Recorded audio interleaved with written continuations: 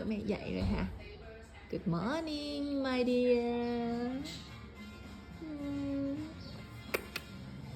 Con yêu em. Con trai mẹ dậy rồi hả?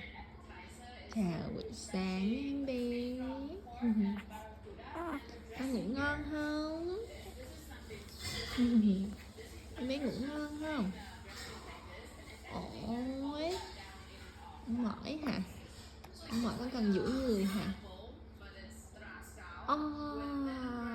Đã quá. Nino ơi. Hí. Hí.